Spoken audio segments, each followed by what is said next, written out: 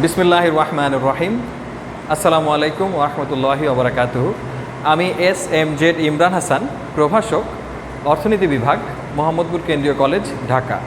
আজকে আমি অর্থনীতি প্রথম বর্ষের একটি কোর্স, যার নাম মৌলিক পরিসংখ্যান, তার একটি অধ্যায় যেটি আমাদের চলছিল বিস্তার পরিমাপ, তার আজকে আমি পরবর্তী লেকচার দেওয়ার চেষ্টা করব। আগে আমি বলে নিই যে গত ক্লাসে আমরা কি দেখেছিলাম। গত ক্লাসে আমরা অনপেক্ষ বিস্তার পরিমাপের 4 ধরনের অনপেক্ষ বিস্তার পরিমাপ আমরা পড়িয়েছিলাম এবং কোনটা কোনভাবে নির্ণয় করতে হয় সেটা আমরা দেখেছিলাম। আজকে আমরা সম্পূর্ণ নতুন একটি জিনিস দেখব, সেটা হচ্ছে আমরা গত 3 ক্লাসে যা পড়েছি তা আজকে আমরা একটি অঙ্কের মাধ্যমে আমরা সব কিছু বের করার চেষ্টা করব। তো শিক্ষার্থীরা, তোমরা মনোযোগ দিয়ে ভিডিওটা শুরু থেকে শেষ পর্যন্ত দেখবা। তো আমি শুরু করি। আজকে আমরা একটা নর্মাল একটা কমন একটা অঙ্ক লিখব, যেই অঙ্ক থেকে আমরা সব কিছু বের করব। শ্রেণী গণসংখ্যা, শ্রেণী গণসংখ্যা। দেখো 10 থেকে 20, 20 থেকে 30, 30 থেকে 40, 40 থেকে 50। তোমরা যদি দেখতে কোনো বা বুঝতে যদি কষ্ট হয় আমাকে কিন্তু তোমরা মেসেঞ্জারে জানাবা, ঠিক আছে? আচ্ছা, এখন দেখো আমি লিখলাম 50 থেকে 60। এটা কিন্তু একটা কাল্পনিক অঙ্ক, হ্যাঁ। এই ধরনের অঙ্কই তোমাদের পরীক্ষাতে আসবে। আমি বই খুললাম না, বইয়ে অনেক বড় বড় অঙ্ক দেওয়া আছে। যেহেতু আমাদের সময়ের স্বল্পতা রয়েছে, আমরা ছোট্ট একটি অঙ্কের মাধ্যমে সব কিছু করার চেষ্টা করব। তাহলে 10 থেকে 20, 20 থেকে 30, 30 থেকে 40, 40 থেকে 50, 50 থেকে 60। এখন আমরা গণসংখ্যাগুলো লিখি। 10, 20, 30, 15, 25। এই হচ্ছে আমাদের গণসংখ্যা নিবেশন, এটাকে বলে। তোমরা জানো এইখান থেকে এখন প্রশ্ন আসবে যে এই জিনিস তোমাদেরকে নির্ণয় করতে হবে। এই হচ্ছে প্রশ্ন। এখন যদি আমি বলি উপরিউক্ত তথ্য থেকে পরিসর, গড় ব্যবধান, চতুর্থক ব্যবধান, চতুর্থক ব্যবধান এবং পরিমিত ব্যবধান, তারপরে হচ্ছে তোমার সবগুলো নির্ণয় করব। 5 পরিসরাঙ্ক, পরিসরাঙ্ক। দেন হচ্ছে তোমার 6 গড় ব্যবধানাঙ্ক, গড় ব্যবধানাঙ্ক। 7 চতুর্থক ব্যবধানাঙ্ক, চতুর্থক ব্যবধানাঙ্ক। আমার হাতের লেখা একটু বাজে, আমার বিশ্বাস যে আমার কথা তোমাদের পরিষ্কার বোঝা যাচ্ছে, তোমরা বিষয়টা বুঝতে পারবে ইনশাআল্লাহ। লাস্টে হচ্ছে বিভেদাঙ্ক, বিভেদাঙ্ক। মনোযোগ দিয়ে বোর্ডটা একবার দেখো। আমরা লিখছি যে শ্রেণী গণসংখ্যা কী কী দেখতে পাচ্ছি আমরা এখান থেকে, কী কী বের করতে হবে? পরিসর, গড় ব্যবধান, চতুর্থক ব্যবধান, পরিমিত ব্যবধান, পরিসরাঙ্ক, গড় ব্যবধানাঙ্ক, চতুর্থক ব্যবধানাঙ্ক, বিভেদাঙ্ক। এখন আমরা তোমার হচ্ছে বিষয়গুলো আস্তে আস্তে নির্ণয় করব। তোমরা একবার বোর্ড দেখো। তোমরা এখন বোর্ডটা সম্পূর্ণরূপে আরেকবার দেখো, দেখে তোলো, প্রশ্নটা তোলো। বোর্ডটা ক্লিয়ারলি দেখতে পাচ্ছ তোমরা? হ্যাঁ, ঠিক আছে। মনোযোগ দিয়ে প্রশ্নটা দেখো। ওকে, এখন আমরা তোমার হচ্ছে অঙ্ক শুরু করব। এখন আমরা তোমার হচ্ছে অঙ্কটা শুরু করি। দেখো, প্রথমে আমি কি নির্ণয় করবো? সবচেয়ে সহজ, পরিসর। দেখো কীভাবে বের করি পরিসর। 1 পরিসর। তোমরা জানো সর্বোচ্চ মান থেকে সর্বনিম্ন মানের ব্যবধানকে বলে হচ্ছে পরিসর। তার মানে 60 - 10, 60 - 10 = 50। দ্যাট ইজ পরিসর। শেষ। তারপর দেখো খুব সহজ। দেন পরিসরাঙ্কটাও সহজে বের করে ফেলি, সহজ যেহেতু। পরিসরাঙ্ক আমরা জানি, পরিসরকে যদি আমরা উপাত্তের সর্বোচ্চ মান এবং সর্বনিম্ন মান দিয়ে যোগ করে তারপরে শতকরায় দিয়ে শতকরায় প্রকাশ করি, মানে পরিসরকে যদি আমরা সর্বনিম্ন মান ও সর্বোচ্চ মানের যোগফল দ্বারা ভাগ করে শতকরায় প্রকাশ করি, তাকে বলে হচ্ছে পরিসরাঙ্ক। তো এখানে দেখো আমরা কি দেখতে পাচ্ছি, 50, 60, 10 যোগ 50 হচ্ছে 60, 60 - 10 হচ্ছে 50, সুতরাং গুণন 100। এখান থেকে আমরা কি পাই দেখো, 0 কাটা 0 কাটা 500/6, যা আসবে তা হচ্ছে আমাদের উত্তর।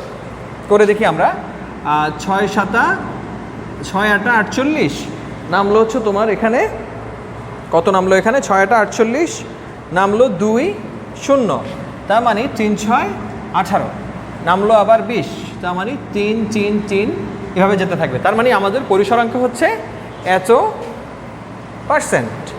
তার মানে আমরা যদি পরিসরকে সর্বোচ্চ মান এবং সর্বনিম্ন মানের যোগফল দ্বারা ভাগ করে শতকরায় প্রকাশ করি, আমরা যে মানটি পাবো সেটি হচ্ছে তোমার পরিসরাঙ্ক। এই হচ্ছে বিষয়। এখন আমরা তোমার হচ্ছে একটা নতুন জিনিস করব, সেটা হচ্ছে আমরা এখন চেষ্টা করব গড় ব্যবধান আমরা একটু নির্ণয় করার চেষ্টা করি। তোমরা কি পরিষ্কারভাবে বোর্ডটি দেখতে পাচ্ছ? আমাকে কিন্তু জানাবা। আজকে একটি মজার বিষয়, আমি তোমাদেরকে আজকে তোমাদের চিরচেনা ক্লাসরুম থেকেই আজকে আমি ক্লাসটা নিচ্ছি, ঠিক আছে? কোনো জিনিস যদি অস্পষ্ট থাকে আমাকে তোমরা কিন্তু জানাবা। এখন আমি তোমার হচ্ছে গড় ব্যবধান নির্ণয় করব। দেখো কিভাবে গড় ব্যবধান নির্ণয় করতে হয়। আচ্ছা, আমি ক্যালকুলেটরটা একটু নিয়ে আসি, একটু ওয়েট করো।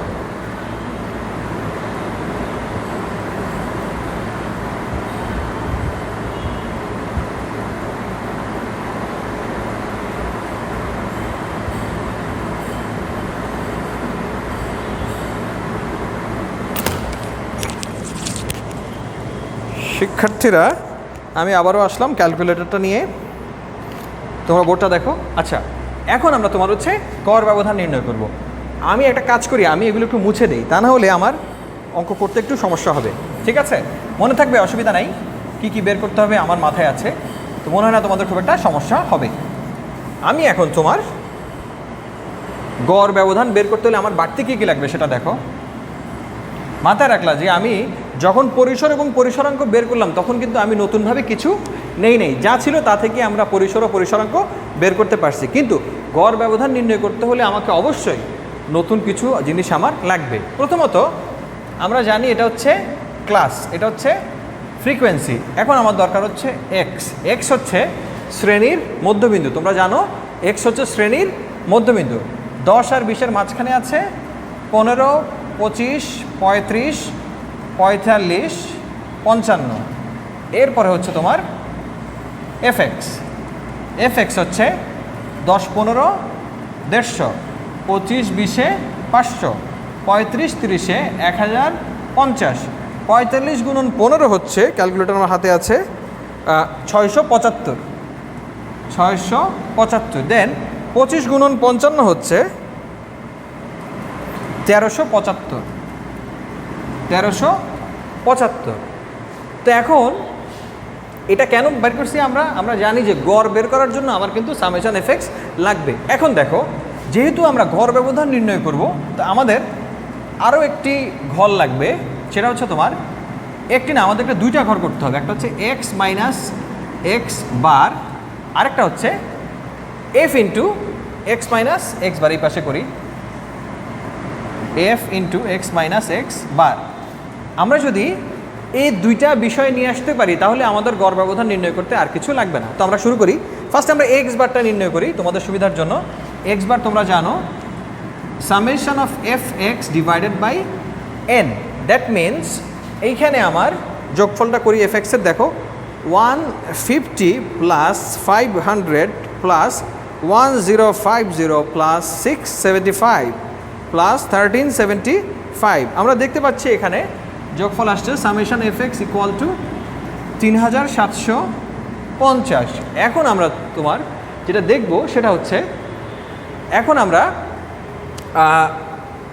আমরা এক্স মাইনাস এক্স বারটা বের করি। এক্স হচ্ছে 15, এক্স বার হচ্ছে এক্স, আচ্ছা এক্স বারটা তো বের করলাম না, 3750। এনের মান কত আমরা করি 60 100, এন হচ্ছে 100। সো এখান থেকে আমরা দেখলাম তোমার এ আসলে হচ্ছে 37.5। এই হচ্ছে আমাদের গড়। এখন আমরা জানি যে তোমার গড় হচ্ছে 37.5, এটা মাথায় রাখতে হবে। 37.5 হচ্ছে এটা লিখে রাখলাম। তাহলে এক্স থেকে এক্স বার বাদ দিতে হবে। তোমরা সূত্রগুলো জানো, গত 2 ক্লাস ধরে আমরা এগুলো দেখতেছি, তাই আমি রিপিট করলাম না।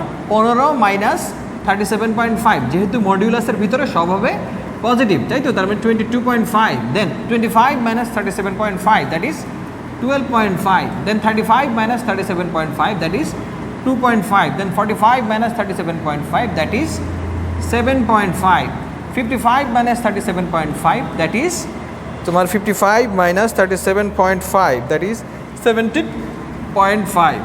এই হচ্ছে আমার মডিউলাস x মাইনাস x বার।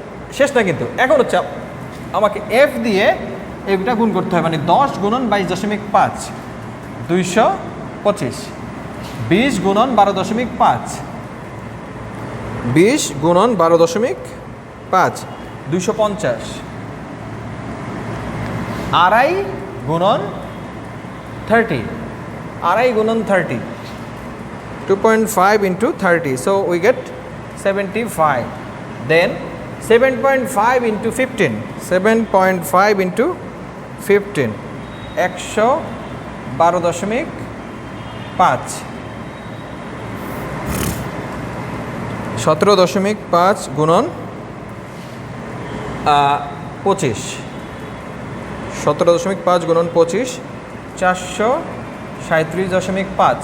তো summation f x minus x bar is equal to, আমরা যোগ করি 225 যোগ 250 যোগ 75 যোগ 112.5 প্লাস 437.5, কত আসছে আমাদের? 1100। ওকে, 1100।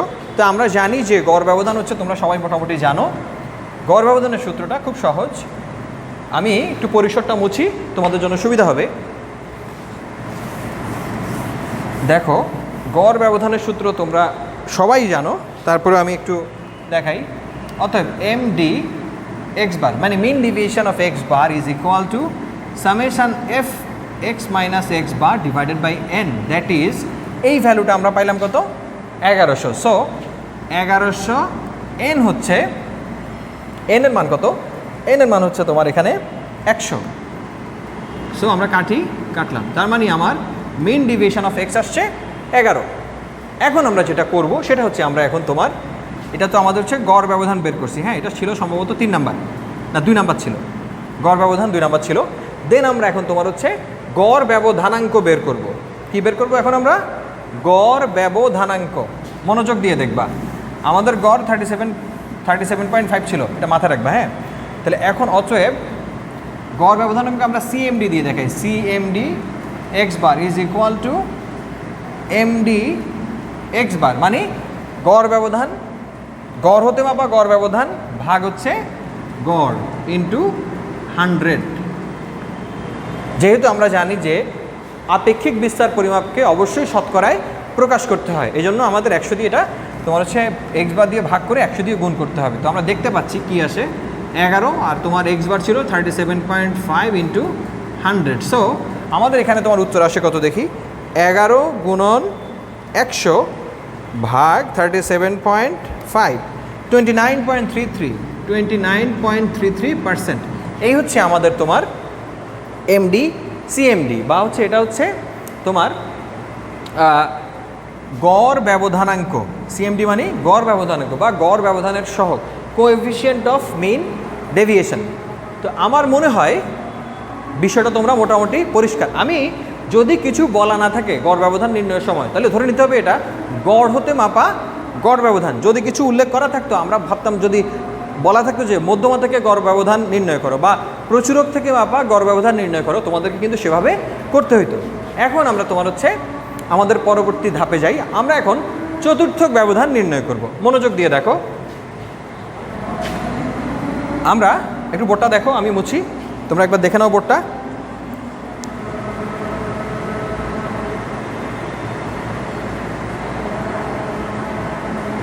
তোমরা পরিষ্কার দেখতে পাচ্ছ তো না? আমাকে কিন্তু জানাবা যদি কোনো বিষয় অস্পষ্ট থাকে, আমাকে অবশ্যই তোমরা জানাবা। ওকে, এখন আমি তোমার হচ্ছে চতুর্থক ব্যবধান নির্ণয় করব। তা আমি এটা একটু মুছি, ঠিক আছে? আমি মুছলাম। ওকে, এখন আমার মাথায় রাখতে হবে চতুর্থক ব্যবধান নির্ণয় করার জন্য আমার কিন্তু এগুলা কিছুই লাগবে না। আমার শুধু লাগবে হচ্ছে তোমার প্রশ্নটা লাগবে, এবং আমার শুধুমাত্র আমার লাগবে হচ্ছে কি বলে এটাকে, আমার লাগবে সিএফ বা ক্রমযোজিত গণসংখ্যা।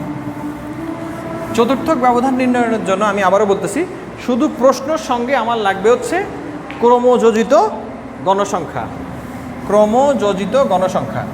দেখো মনোযোগ দিয়ে, তোমরা সবাই মোটামুটি বিষয়টা জানো, এটাকে বলে সিএফ, কিউমুলেটিভ ফ্রিকোয়েন্সি বা ক্রমযোজিত গণসংখ্যা। 10, 10 যোগ 20 30, 30 যোগ 30 60, 60 যোগ 15 75, 75 যোগ 25 হচ্ছে 100।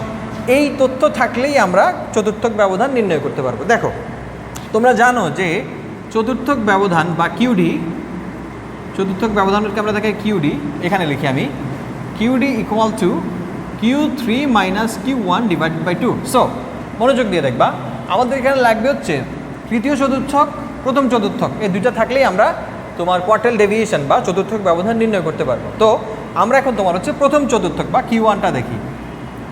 দেখো তোমরা তো সবাই কেন্দ্রীয় প্রবণতার পরিমাপ অধ্যায়টা ভালো করে দেখছো, আমি জানি। তো আমি কিভাবে নির্ণয় করতে হয় তোমরা সবাই মোটামুটি জানো। আমি সরাসরি মানে ডিরেক্টলি অঙ্কটা করব। তোমরা দেখো Q1 এর সূত্র তোমরা জানো, L1 plus n/4 minus PCF divided by FM into C।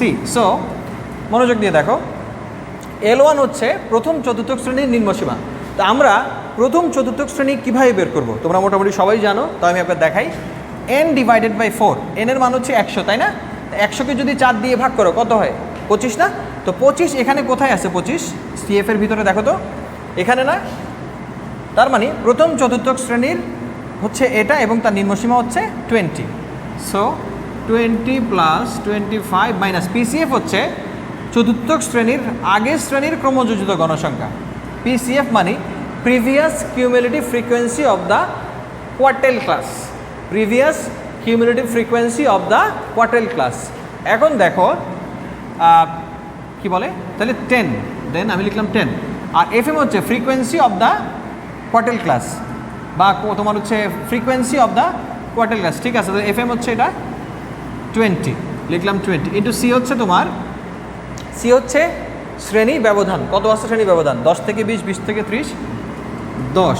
So 20 যোগ 15 গুণন 10 ভাগ 20, তাহলে 20 যোগ 150 ভাগ 20, 0 0 কাটা, তাহলে 20 যোগ 7.5 ইকুয়াল টু 27.5।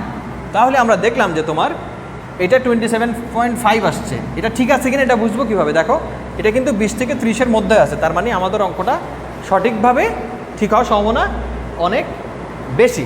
এখন দেখো আমরা Q3 বের করবো বা তৃতীয় চতুর্থক বের করবো। কীভাবে বের করবো? দেখো Q3 ইজ ইকুয়াল টু তোমার, মনোযোগ দিয়ে দেখো, L1 plus n divided by 4 into 3 minus PCF divided by FM into C। So L1 হচ্ছে, মনোযোগ দিয়ে দেখবা, L1 হচ্ছে এখানে দেখো n/4 এর মান হচ্ছে 25, 25 ইন্টু 3 দ্যাট ইজ 75।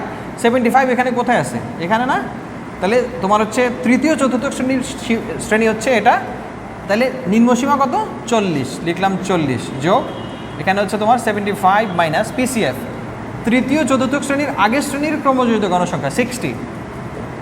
তৃতীয় চতুর্থ শ্রেণীর গণসংখ্যা হচ্ছে 15 ইন্টু 10, যেহেতু শ্রেণী ব্যবধান 10, 40 যোগ 15 গুণন 10, 150 ডিভাইড বাই 15 ইকুয়াল টু 40 যোগ 10 ইকুয়াল টু 50। তার মানে আমরা দেখতে পাচ্ছি তোমার আমাদের তৃতীয় চতুর্থকের মান আসছে 50। সো আমাদের আর কিছু দরকার নাই। অতএব চতুর্থক ব্যবধান QD is equal to Q3 কত? 50, Q1 কত? 27.5 ভাগ 2। আমরা পেয়ে গেলাম এখানে আমাদের তোমার হচ্ছে চতুর্থক ব্যবধান 50 minus 27.5 divided by 2। So we get 11.25। This is our expected answer. এবং আমার মনে হয় বিষয়টা তোমরা বেশ পরিষ্কার। এখন আমরা তোমার হচ্ছে এইখানে এখন আমরা চতুর্থক ব্যবধানাঙ্ক নির্ণয় করব। কি নির্ণয় করব? চতুর্থক ব্যবধানাঙ্ক। মনোযোগ দিয়ে দেখো, একবার বোর্ডটা দেখো। যদিও আমার হাতের লেখাটা একটু বাজে, বারবারই বলি, তারপরে ইনশাল্লাহ তোমরা বুঝতে পারবা। ওকে, এখন আমি তোমার হচ্ছে আমরা চতুর্থক ব্যবধানাঙ্ক নির্ণয় করব। মনোযোগ দিয়ে দেখো। ওকে, কীভাবে চতুর্থক ব্যবধানাঙ্ক নির্ণয় করে তোমরা মোটামুটি সবাই বিষয়টা জানো। চতুর্থক ব্যবধানাঙ্ক সমান সমান Q3 minus Q1 divided by Q3 plus Q1 into 100। তার মানে Q3 মাইনাস Q1 তোমরা পাইছো কত এখানে দেখো 50 minus 27.5 divided by 50 plus 27.5 into 100, যা আসবে তা হচ্ছে আমার অ্যান্সার। তো 50 minus 27.5 divided by into 100 divided by 77.5, we get 29.03%. So this is our expected answer of চতুর্থক ব্যবধানাঙ্ক, চতুর্থক ব্যবধানাঙ্ক বা এটাকে বলে CQD, coefficient of quartile deviation বা চতুর্থক ব্যবধানের সহগ। মনোযোগ দিয়ে একবার দেখো, তোমরা জানো চতুর্থক ব্যবধানাঙ্কের সূত্র হচ্ছে Q3 minus Q1 divided by Q3 plus Q1 into 100। So আমার মনে হয় বিষয়টা তোমরা মোটামুটি পরিষ্কার। এখন আমরা তোমার হচ্ছে সামনের দিকে অগ্রসর হব। আমরা এখন পরিমিত ব্যবধান এবং বিভেদাঙ্ক নির্ণয় করার পরে আজকের ক্লাসটা আমরা সমাপ্ত ঘোষণা করব। মনোযোগ দিয়ে দেখো, এখন আমরা তোমার হচ্ছে পরের ধাপে যাই। দেখতে পাচ্ছ তোমরা বোর্ডটা, দেখো একবার। ওকে, এখন আমরা তোমার হচ্ছে সরাসরি আমাদের পরের ধাপে যাই। অতএব পরিমিত ব্যবধান, পরিমিত ব্যবধান, পরিমিত ব্যবধান হচ্ছে standard deviation. Standard deviation equal to, standard deviation is equal to, আমরা জানি সূত্রটা, তারপরে আমি দেখাই, summation fx square divided by n minus x bar square. এটা হচ্ছে নর্মাল একটা সূত্র স্ট্যান্ডার্ড ডেভিয়েশনের, এবং আমি আশা করব এই সূত্র দিয়েই তোমরা সকল অঙ্ক সমাধান করবে। এটা তোমাদের জন্য সবচেয়ে ইজি। আমি আবারও বলতেছি যে পরিমিত ব্যবধানের অনেক সূত্র বাজারে বইগুলোতে দেওয়া আছে, বাট সবচেয়ে সহজ যেই পদ্ধতি সেটা হচ্ছে এটা। আমাদের পরিমিত ব্যবধান যখন আমরা বের করব তখন আমাদের প্রশ্নের সঙ্গে আমাদের শুধুমাত্র দুইটি ঘর নতুন লাগবে। শুধু লাগবে কি আমাদের, দেখো,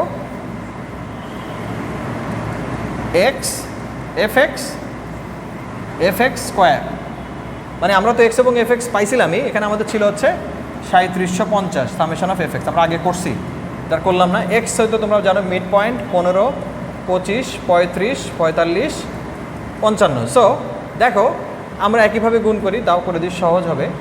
500, 1050, এখানে ছিল 15 গুণন 45, 675, এখানে হচ্ছে 25 গুণন 55 গুণন 25, 1375। ওকে, এখন দেখো এফএক্স স্কোয়ার, এফএক্স স্কোয়ার নির্ণয় করতেই শিক্ষার্থীরা সর্বোচ্চ পরিমাণ ভুল করে। দেখো এফএক্স কিন্তু হোল স্কোয়ার না, এফ ইন্টু এক্স স্কোয়ার। আমি আবারও বলতেছি, এফএক্স স্কোয়ার না, F into x square. So দেখো এফ হচ্ছে কত এখানে 10, 10 গুণন 15 স্কোয়ার, 10 গুণন 15 স্কোয়ার ইকুয়াল টু 2250। এরপরে 20 গুণন 25 স্কোয়ার, 12500। এরপরে 30 গুণন 35 স্কোয়ার, 30 গুণন 35 স্কোয়ার, 36750। এরপরে হচ্ছে 15 গুণন 45 স্কোয়ার, 30375। এরপরে হচ্ছে 25 গুণন 55 স্কোয়ার, দ্যাট ইজ 75625। ওকে, এখন আমরা শুধু এই লাইনটা যোগ করব। দেখো এই লাইনটা যোগ করার মাধ্যমে কিন্তু আমাদের মোটামুটি অঙ্কটার মূল যে কাজ সেটা শেষ হবে। দেখো যোগ করি, 2250 যোগ 12500 যোগ 36750 যোগ 30375 যোগ 75625। আমরা এখান থেকে পেলাম হচ্ছে 1,57,500। এখন আমরা তোমার হচ্ছে শেষ আমার কাজ। এখন আর কোনো কিছু এইখানে তো আর আমাদের কোনো কিছু দরকার নাই, মূল কাজ শেষ। তার মানে আমরা জানি যে সামেশন এফএক্স স্কোয়ারের মান আমরা পাইলাম 1,57,500 ডিভাইডেড বাই এন হচ্ছে 100, তোমরা জানো এক্স বার ছিল 37.5 স্কোয়ার। সো এখান থেকে আমাদের যে মানটা আসবে সেটাই হচ্ছে আমাদের। আচ্ছা, এটা কিন্তু পরিমিত ব্যবধানের সূত্র না, আমি তো ভুল লিখছি, এটা হচ্ছে ভেদাঙ্কের সূত্র। এটা কিসের সূত্র? এটা হচ্ছে ভেদাঙ্কের সূত্র বা ভেরিয়েন্স। এটাকে আমরা বলবো হচ্ছে ভেদাঙ্ক বা ভেরিয়েন্স। ওকে, সো ভেদাঙ্কের সূত্র যদি এটা হয়, আমরা এটাকে একটু ভেদাঙ্কটা বের করি। তাহলে 1,57,500 ভাগ হচ্ছে 100, 1575 minus 37.5 into 37.5 is equal two 1406.25, 1406.25। So 1575 minus 1406.25 is equal two 168.75। So আমার মনে হয় এই হচ্ছে আমাদের ভেদাঙ্ক। আমরা জানি পরিমিত ব্যবধান যখন আমরা বের করব, জাস্ট ভেদাঙ্ককে যদি আমরা বর্গমূল করি, আমরা যে মান পাবো এটাকে আমরা বলবো হচ্ছে পরিমিত ব্যবধান। তোমরা মোটামুটি সবাই বিষয়টা জানো। তার মানে হচ্ছে পরিমিত ব্যবধানকে আমরা এসডি বা স্ট্যান্ডার্ড ডেভিয়েশন বা সিগমা দিয়ে দেখাই, সিগমা। আর ভেদাঙ্ককে আমরা দেখাই হচ্ছে সিগমা স্কোয়ার দিয়ে। সো সিগমা মান কী হবে? রুট ওভার ভেদাঙ্ক। মান আসলো কত এখানে? ভেদাঙ্কের মান দেখো 168.75, এটাকে রুট করলে কত আসে? তার মানে 12 দশমিক সামথিং আসবে। 168.75, তার মানে 12.99। এই হচ্ছে তোমাদের পরিমিত ব্যবধান। আমার মনে হয় বিষয়টা তোমরা মোটামুটি পরিষ্কার। একবার বোর্ডটা দেখো। আমি কি করলাম? আমি ফার্স্টে কিছুই করি না, আমি শুধুমাত্র এফএক্সটা নির্ণয় করছি, এফএক্স স্কোয়ারটা নির্ণয় করছি, আর তেমন কিছুই আমি কিন্তু করি নাই। আর এখানে আমি তোমার হচ্ছে ভেদাঙ্ক বের করলাম। তোমরা জানো ভেদাঙ্কের সূত্র হচ্ছে এটা, summation FX square divided by N minus x bar square. সবচাইতে সহজ এবং সবচাইতে ছোট সূত্র হচ্ছে এটা। এছাড়া অনেক সূত্র আছে ভেদাঙ্কের, বাট আমি চাই তোমরা এটা দিয়ে অঙ্ক করবা এবং এটাই সবচেয়ে ইজিয়েস্ট সূত্র। এখন তোমার আমার লাস্ট যে বিষয়টা আজকের, সেটা হচ্ছে বিভেদাঙ্ক আমরা দেখাই। তোমরা বোর্ডটা আরেকবার দেখো। ওকে, মোটামুটি তোমাদের দেখা হয়ে গেছে বলে আমার মনে হয়। আমি এখন বিভেদাঙ্কটা নির্ণয় করব। এটা নির্ণয়ের মাধ্যমে আজকে আমাদের ক্লাসটি সমাপ্ত হবে। বিভেদাঙ্ক এটাকে বলে তোমার হচ্ছে CV, coefficient of variance, CV.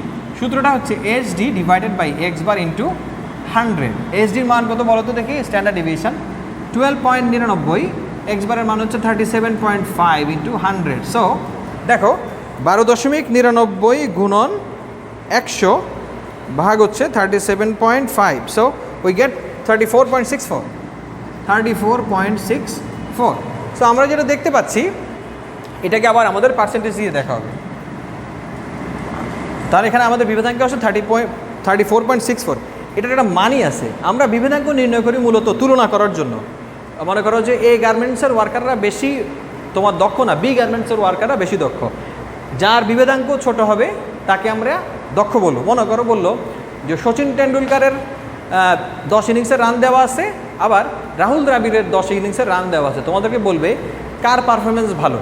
এটা বোঝানোর জন্য আমাদেরকে বিভেদাঙ্ক বের করতে হবে। বিভেদাঙ্কের মাধ্যমে আমরা দেখব যার বিভেদাঙ্ক ছোট সে হচ্ছে ভালো, যার বিভেদাঙ্ক বড় সে হচ্ছে কম্পেয়ার টু আদার্স সে হচ্ছে ভালো না।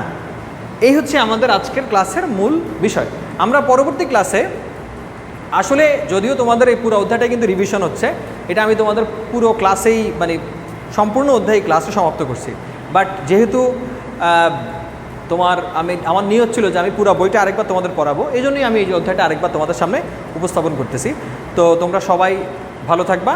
পরবর্তী ক্লাসে আমরা এই অধ্যায়ের যেই থিওরিগুলো আছে, সুবিধা অসুবিধা, কিছু প্রমাণ, আমরা সেই বিষয়গুলো দেখব। তো আজকে এ পর্যন্তই। তোমাদেরকে আবারও ধন্যবাদ জানাচ্ছি। আজকে আমি এই ক্লাসটা নিয়েছি মূলত হচ্ছে কলেজে এসে তোমাদের যেই প্রিয় ক্লাসরুম সেখানে। তো তোমরা ভালো থাকবা, সুস্থ থাকবা। আল্লাহ হাফেজ।